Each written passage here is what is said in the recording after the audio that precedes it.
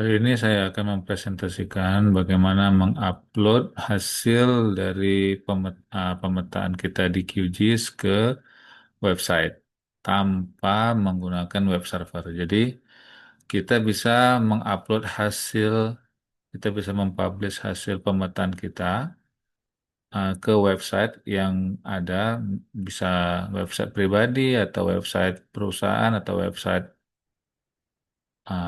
pemerintah tanpa menggunakan web server, tapi dia sifatnya statis, tidak editing, tidak tidak ada editor yang bisa mengeditnya. Nah, ada dua plugin yang bisa kita gunakan yaitu ah, satu cloud dan satu lagi Web2GIS. Nah, ini bisa di search QGIS Cloud plugin, satu lagi Web QGIS to Web, ada dua ya, QGIS Cloud plugin dan QGIS to Web. Masing-masing diinstal untuk kita demonstrasikan. Oke, kita mulai dari Cloud, QGIS Cloud. Open. Nah, ini karena sudah saya sign in, sudah saya coba logout dulu. Nah, jadi bagi yang belum punya login, bisa langsung sign in di websitenya ini, qgiscloud.com. Ini saya coba logout. Ini bisa di sign in di sini. Nanti akan terdaftar gratis. Saya akan login menggunakan akun saya, sign in. Nah, kita balik ke QGIS,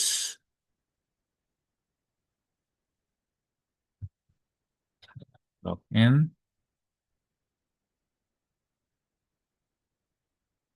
dan ini berbasis cloud. Nah, permasalahannya adalah kapasitas. Karena ini gratis, dia maksimumnya cuma 50 megabyte. Jadi kalau terlalu banyak layer yang kita upload ke dalamnya, maka kapasitasnya juga akan sangat terbatas. Nah, kalau mau yang lebih besar kapasitasnya tentu tidak paket yang gratis, harus bayar. Nah, karena untuk saat ini saya mendemonstrasikannya dengan akun gratis, nah kita coba ini. Ya, ini adalah peta kota Banda Aceh. Upload di sini, map, publish web. Ya, coba langsung ya. Nah, ini publish. Dan ini sedikit agak lama. Nah, oke. Ini adalah web mapnya. Kita klik.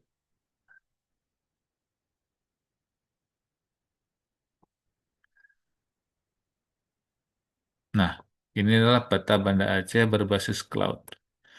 Ini kita bisa buka layer-layernya di sini. Ada layernya sesuai yang ada di QGIS dan beberapa tool-tool yang membantu.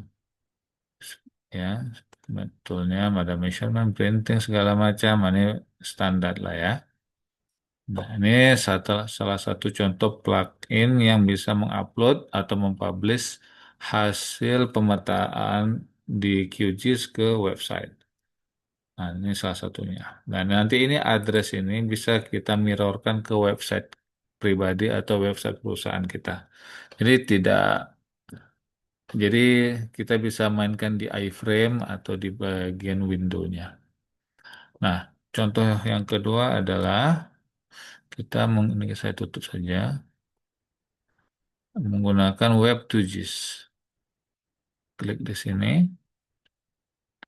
Di sini terlihat layer-layernya, ya. Nanti tampilannya juga cukup interaktif dibandingkan dengan QGIS karena kita bisa menampilkan atribut-atributnya. Nah, di sini ada atribut yang akan ditampilkan. Kita bisa pilih. Nah, jangan semuanya nanti akan terlihat begitu crowded. Kalau bisa dipilih satu atau dua saja. Dan ini ada beberapa item. Nah, terus apa ya? Ini penampilannya nanti. Nih, appearance-nya kita bisa tampilkan hover, measurement yang dalam matrix, address search-nya, canvas extend. Nanti ini kita dicoba-coba saja dulu. Nanti akan terlihat fungsinya se sebaik apa yang akan tertampil di dalam website kita masing-masing. Ini memang agak lama loadingnya. Dan juga kita bisa mengupload, tapi maksud saya kan, ini sebenarnya plugin ada dua opsi. Dipublish secara manual menggunakan FTP atau ya secara FTP atau automatic uploaded to FT, jadi melalui FTP port nomor 21. Tapi plugin yang automatically uploadednya belum bisa aktif. Mungkin masih ada masalah di vendornya. Kita akan mengeksesnya melalui manual upload sistem saja menggunakan FTP. Nih sedikit lambat.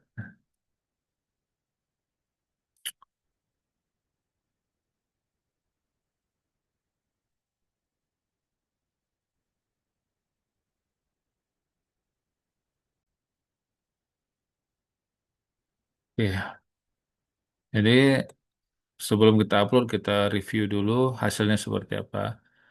Overall sih hampir sama dengan cloud. Sedikit tampilannya di bagian tool-toolnya saja.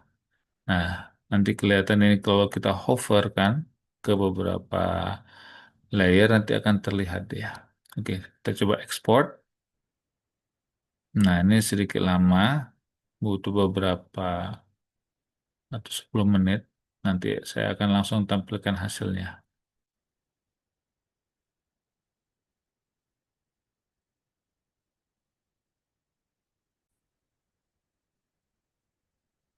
Nah, setelah berhasil dipublish tadi, maka otomatis data-datanya akan tersimpan di direktori yang kita tujukan. Nah, ini ada dia tersimpan di temporary directory. Addressnya bisa kita edit di sini. Ini, export to folder. Ada dua opsi, ada export to folder, ada export to FTP site yang saya jelaskan. Ya, FTP site ini belum sempurna dari vendor, jadi untuk sementara belum bisa kita gunakan. Tapi kalau export to folder yang di komputer bisa diedit di lokasi yang kita inginkan. Nah, jadi yang saat ini defaultnya di temporary folder. Nah, ini bisa kita posisikan ke directory localhost kita di mana yang mau kita letak. Masalahnya adalah ah, penamaan foldernya harus di rename sesuai yang kita inginkan karena foldernya berbasis timestamp. Nah, untuk mempermudah lebih baik di rename di folder masing-masing. Dan ini ah, setelah contohnya ini lokasinya kita kopikan. Terus kita buka foldernya di mana.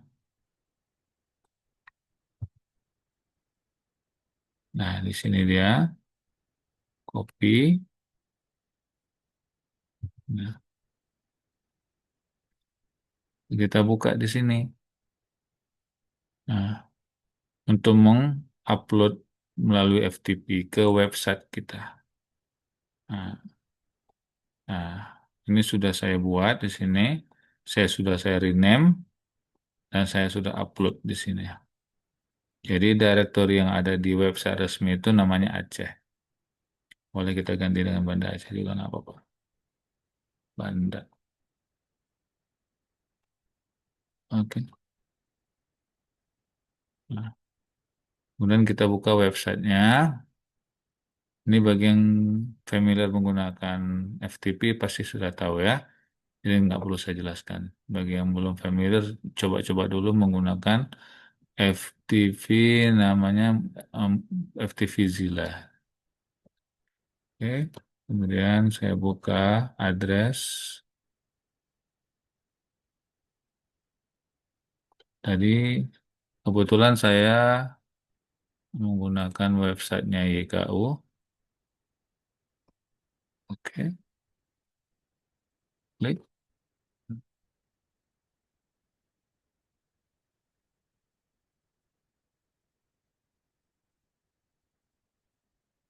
Nah, sudah terlihat ya.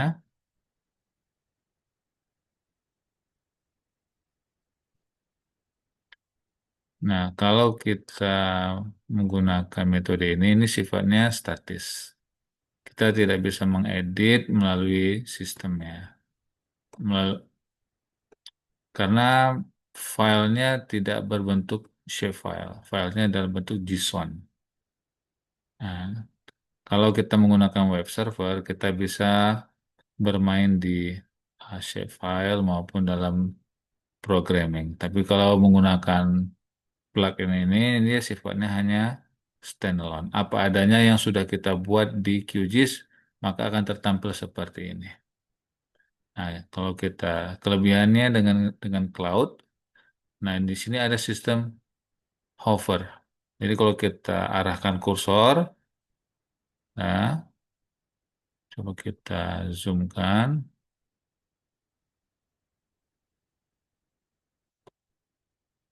memang agak lambat jadinya karena datanya cukup banyak. Mhm. Nah,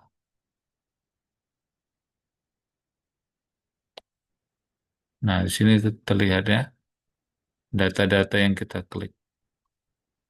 Nah, ini karena data yang diupload tadi cukup banyak, jadi sebaiknya difilter dulu. Nah, agar websitenya juga tidak terlalu lambat. Oke, bisa dicoba di rumah masing-masing. Assalamualaikum warahmatullahi wabarakatuh.